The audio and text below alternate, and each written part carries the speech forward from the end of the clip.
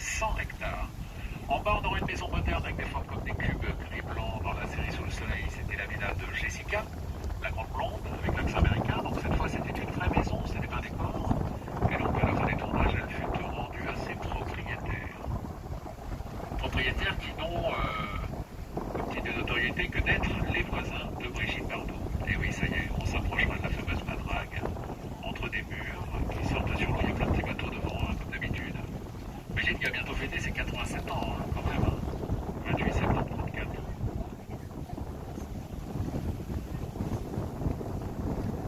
Deux petites tourelles, une petite maison, c'est la petite madrague. Ça, c'est pour les invités. Le mur blanc derrière Brigitte, elle a une piscine. Et la maison principale, c'est celle qui a le store bleu. Et le petit ponton, les poteaux blancs, là, c'est la grande madrague. Et voilà, Brigitte, elle y vit toujours. Avec une trentaine de chats, 7 chiens et un mari. Il paraît qu'ils sont tous propres, elle les a tous très très bien élevés.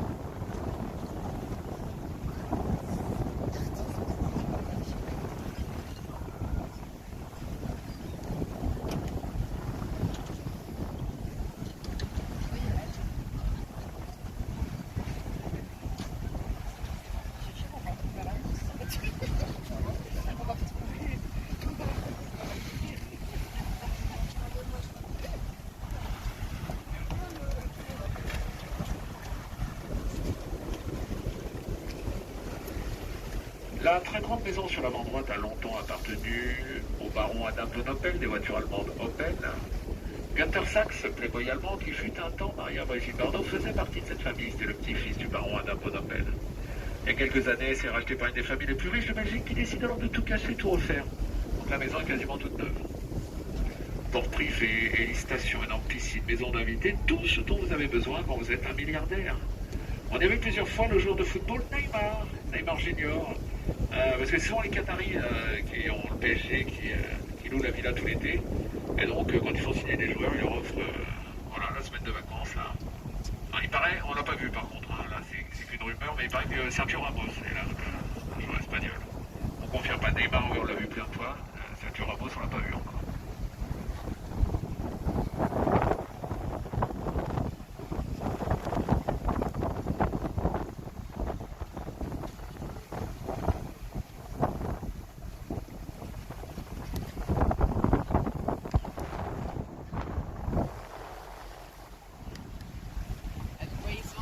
La villa au Copus qui vient de passer. Et donc celle-là, il y a 3-4 ans, ils ont essayé de la vendre pour près de 100 millions d'euros. 100 millions d'euros, c'est un peu cher pour Saint-Tropez, ils n'ont pas réussi à la vendre. Et néanmoins, il est à louer ici pour près de 100 000 euros la semaine. Donc ça marche un peu mieux, on a vu plusieurs joueurs de football qui sont assez forts. Donc dans la villa, il y a vraiment tout. Au-dessus, il y avait la petite maison des invités. Sur le toit, juste derrière, il y a la piscine. Il y a le petit port pour que les bateaux s'y posent. Dans la tour principale, il y a 3 chambres, toutes vues sur la mer, 60 mètres carrés chacune. C'est vraiment super luxueux.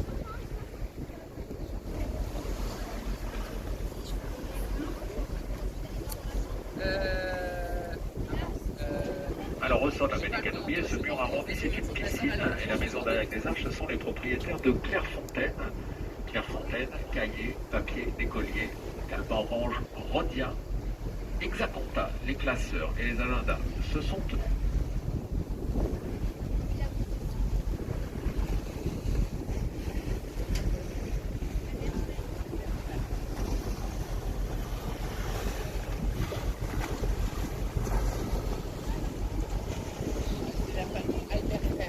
Vous êtes belge?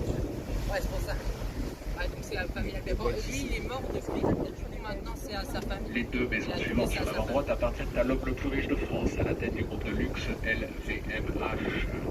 Il s'appelle Bernard Arnault. Louis Vuitton, Christian Dior, Hennessy, Moët Chandon, Veuve Clicquot, Tag Heuer, Bulgari, Make Up Forever, Sephora, Givenchy, Céline, je crois qu'il est en train d'acheter Hermès aussi, enfin, etc., etc. En fait, 80 marques de luxe.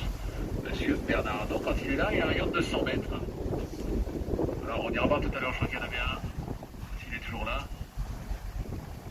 Ouais, qui fait 95 mètres. On ira voir tout à l'heure autour, on verra à peu près la taille du bateau de Bernard Arnault, c'est à peu près. Même lui, il ancre devant la villa aussi, hein, quand il est là. Le voisin, donc voilà, Bernard Arnault, c'est les deux, hein, juste au bout.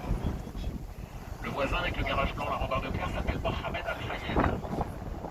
C'est son fils cadet qui est là, parce que Dodi, malheureusement, nous a quittés en 97 avec la princesse Lady Diana. Voilà, la princesse, il y a 24 ans, elle était là. Au mois de juillet, Dodi n'était pas arrivé, elle était avec ses enfants, les princes et William. Et Dodi est arrivé après. Voilà, 4 jours avant de se tuer à Paris, ils étaient là, dans la maison. Là, donc c'est le fils cadet de M. Al-Fayed qui est là avec les enfants. Ils sont à la piscine. C'est sa maison de plage. Vous pouvez voir là, il y a Mohamed ses Al-Fayed. enfants et ses enfants qui restent dans la villa actuellement.